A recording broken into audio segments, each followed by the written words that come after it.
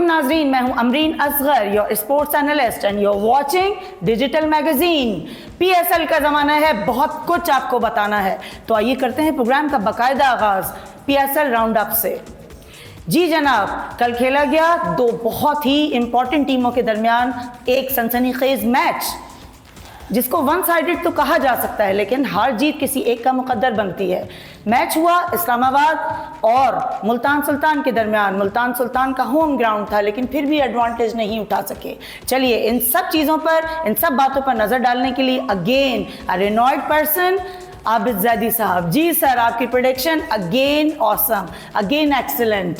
क्या कहना चाहेंगे कल के मैच के बारे में आप? जी, मैंने बोला था कि इस्लामाबाद जीतेगा और वो मेरी प्रेडिक्शन कामयाब हो गई अल्हम्दुलिल्लाह। और असल में मुल्तान ने फिर होम ग्राउंड था, एक मैच वो जीता हुआ था, तो थोड़ा सा या तो ओवर कॉन्फिडेंस हो गया कि ये भी हम जीत जाएंगे और शुरू से ही, लेकिन वो बैटिंग उन्होंने उस तरह की नहीं की, रिजवान वो स्कोर नहीं कर सके और 168 के ऊपर पूरी टीम आउट हो गई। एग्जैक्टली कल कोशिश करनी थी, मेहनत ज़्यादा करनी थी इन्होंने, लेकिन ये उस तरह नहीं कर सके और इस्लामाबाद अगेन एक अच्छी टीम है, अच्छा कॉम्बिनेशन है। जैसे कि सर देखने में यही आया है कि 4 मैच खेले हैं और जो है वो 3 मैच हारे हैं और 1 मैच सिर्फ जीते हैं। लेकिन अगर थ्रू आउट आप जो है वो परफॉर्मेंस पे नज़र डालें तो इस्लामाबाद जो है वो थ्रू आउट ही जीतती जा रही है।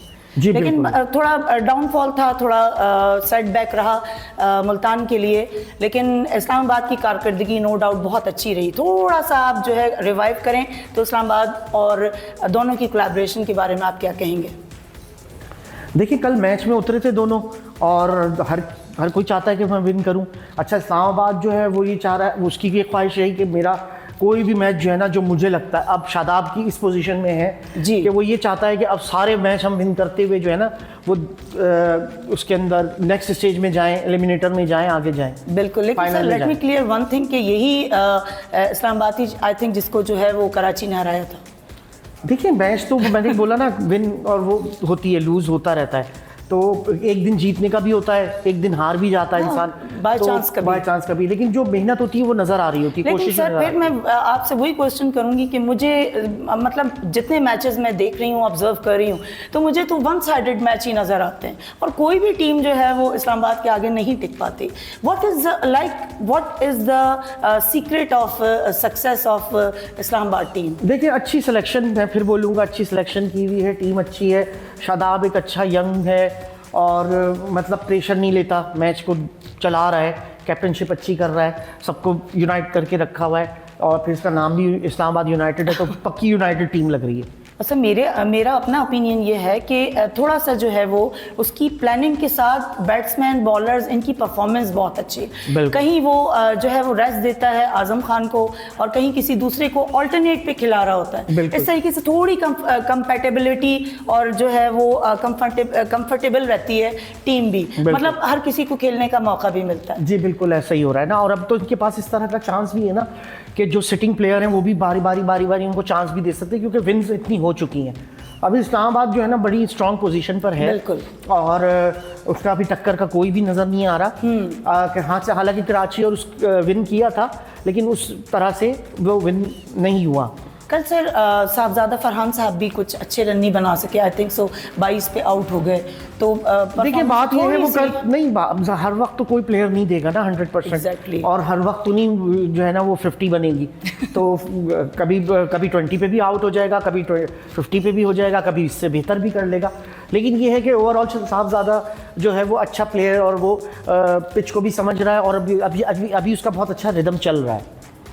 बस सर शादाब की जो प्लानिंग है, उसकी जो स्ट्रेटेजी है, मे बी पॉसिबल कि उसको थ्रू आउट पूरा फाइनली इवन के मे बी कि वो ट्रॉफी भी जीत के जो है वो ग्राउंड से चलें। लेकिन मैं समझती हूँ कि बाकी टीम्स को भी जो है वो अब मतलब मजबूत अपने हौसले और अपने जज्बे से ग्राउंड में उतरना चाहिए। लेकिन वही बात है कि अगेन वन साइडेड मैचेस नज़र आते हैं और स्ट्रेटेजी और लक और चांस, वो सारा कुछ जो है वो देखिए, ऐसा तो नहीं है, अगर इस्लामाबाद फाइनल तक जाएगी तो फाइनल में कोई ना कोई टीम तो होगी ना और फिर वो एक दिन ऐसा होगा, हो सकता है कि वो जीत जाए, इस्लामाबाद हार जाए। लेकिन अगेन तो ये कहना कि खाली मतलब वो ही है और सबके, दूसरी साथ साथ पैरेलल टीम चल रही है और वो पहुंचेगी, कोई एक तो फाइनल में जाएगी ना, बस जाएगी, वो फाइनल ही देखा जाएगा कि वो किसने विन किया। और सर एक मतलब एक इंसिडेंट सम सॉर्ट ऑफ जो कल देखा गया कि इफ्तिखार की बॉलिंग एक्शन के पीछे जो है वो मुनरो ने डायरेक्ट उसको पॉइंट आउट किया, मतलब इस लिहाज से और एक ग्राउंड की डेकोरम के लिहाज से, एक ग्राउंड देखिए उसको डेकोरम होता है आईसीसी के ऑफिशियल ने जो है उसको जो है वो जुर्माना भी किया है और जो है वो फाइन लगाया। Ahsan Raza renowned name of मतलब इंटरनेशनल जितने मैचेस होते हैं उसमें वो मतलब अंपायरिंग करते हैं, लेकिन again the decorum is there.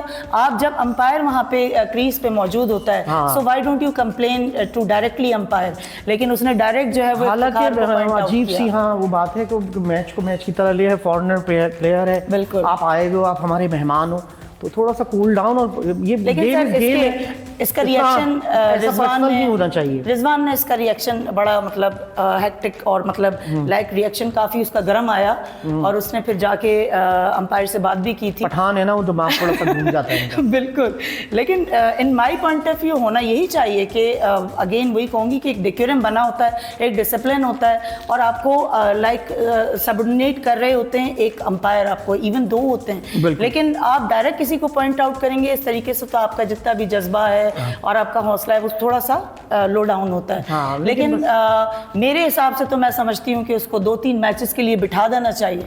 नहीं, वो ज़्यादा हो जाएगा, ज़्यादा हो जाएगा। लेकिन उस पर फाइन चार्ज हो चुका है, फाइन चार्ज हो गया, ये बहुत है, मेरे ख्याल में ज़्यादा हो जाएगा, फॉरेनर प्लेयर है। जी नाजरीन, जैसा कि आपको मालूम है PSL सीजन 10 के मैचेस में गर्मा गर्मी जारी और सारी है। मैं तो कहूँगी कि सीटी बजेगी, स्टेज सजेगा, ताली बजेगी और खेल का रंग जमेगा, इसमें कोई शक नहीं। लेकिन इसके पीछे देखते हैं कि एक खेल सजने के पीछे और 2 टीमें ग्राउंड में उतरने के बाद क्या चीज़ें, कौन से एलिमेंट हैं जो उनके काम आते हैं। Again expert advice Abid Zaidi साहब। जी सर। देखें, अब 3 किस्म के फॉर्मेट पे जो है वो क्रिकेट चल रही है। T20 है, 50 ओवर्स हैं जिसको वनडे कहते हैं जी, और फिर टेस्ट होता है। तो अब जो ये T20 आया है, पहले टेस्ट होता था, 5 दिन खेल रहे हैं और उनको पता होता था कि फर्स्ट इनिंग होनी है, दूसरी इनिंग, और हर हाल में पूरी टीम आउट होगी तो नेक्स्ट का टाइम आएगा, मतलब बैटिंग करेगी नेक्स्ट, तो वो एक अलग होता था फॉर्मेट। फिर 50-50 वनडे हुआ, तो वनडे में 50 ओवर हैं, वो लेके चल रहे हैं रन रेट को, और 250, 300, 350 ये स्कोर होता था, यही है। तो अब आया T20 बिल्कुल डिफरेंट फॉर्मेट बन गया। 120 बॉल्स हैं, बिल्कुल, अब 120 बॉल हैं और आप जितना पीट सकते हैं, जितना मार सकते हैं, आप वो काम करें।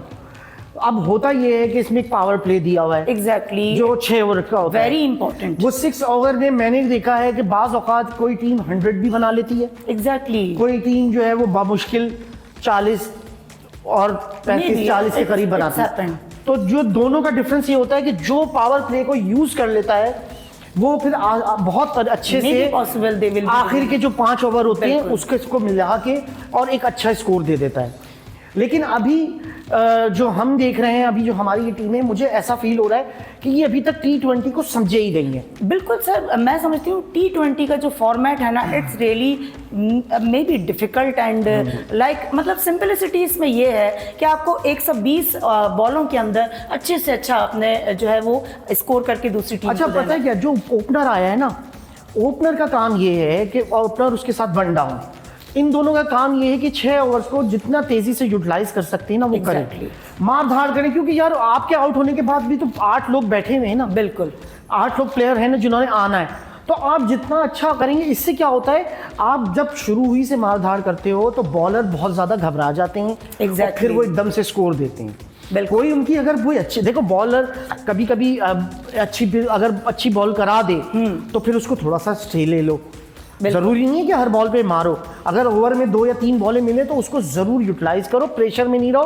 बाज़ औक़ात इसको लेकर हमारे प्लेयर जो है ना अच्छी बॉलें भी मिस कर जाते हैं और फिर आखिर में रन रेट का इशू होने लगता है। और सर अगर ओवरऑल में देखा जाए ना, मैंने स्ट्रेटेजी प्लानिंग और परफॉर्मेंस जो इस्लामाबाद पे मतलब लागू वो कर रहे हैं अपने ऊपर इम्प्लीमेंट, उसमें मैं देखती हूँ कि वो पावर प्ले का सही से इस्तेमाल, अगेन आपकी बात बिल्कुल ठीक है कि वो पावर प्ले को सही यूटिलाइज करते हैं और rest of the teams are not doing well. देखिए वो वन साइडेड मैच, मैं ये समझती हूँ कि वन साइडेड मैच उसी वक्त हो जाता है जब आप पावर प्ले का इस्तेमाल नहीं करते।